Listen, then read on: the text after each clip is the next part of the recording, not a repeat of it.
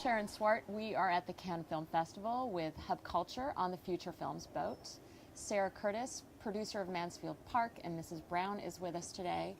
Sarah, welcome. Thank you for joining us. Thank you. I'm sure this is the umpteenth Cannes for you. How many times have you been at the festival and the market? I've been a few times, yeah. I come every year. I try every year. I think maybe I won't have to come this year, and then there's always so many people to meet, and they're all here at the same time, so it's crazy not to, really. It makes sense, and it's a short trip from London, so you come down and get some work done. It does take a while to find your way around, though. I think my first few times were a bit of a disaster. I just wandered about not knowing what to do.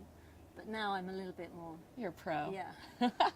So everyone is telling us their horror stories of getting down here because it was quite tricky. It took me 10 hours from London.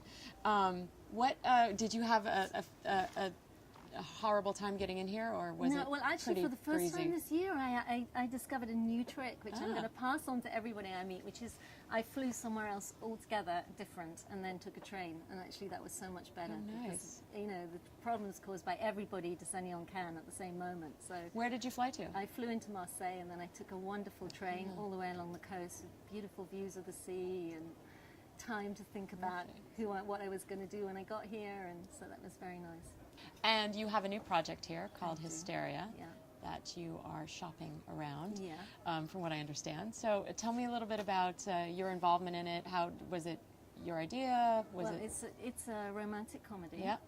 And the story unfolds against the backdrop of the invention of the vibrator. The true story about the invention of the vibrator. And it was actually invented, not many people know this, but it was actually invented in the 1880s in London by a doctor.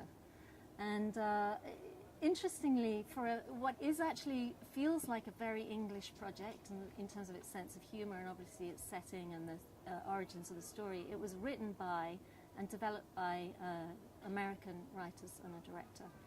And they produced a lovely script. And I was very drawn to the idea of it. I mean, the idea of a film that went into how the circumstances of the invention of the vibrator.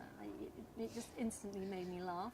Intriguing. Intriguing, completely intriguing. And, but I wasn't, I just thought, okay, I'm just going to try it out on a few girlfriends. And the reaction was just so positive. So, I mean, first of all, a huge laugh about the idea of a film about that story, and then secondly, an enormous curiosity and an instant kind of, I would definitely go and see that film.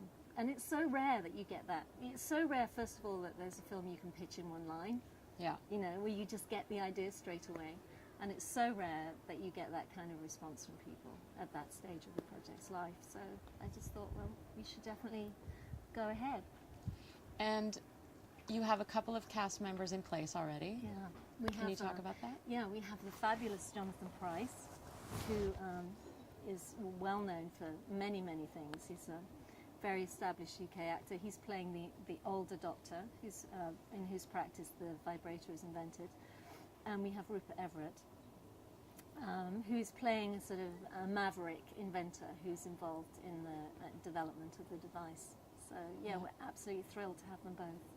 We were here with Sarah Curtis, producer at Forthcoming Productions.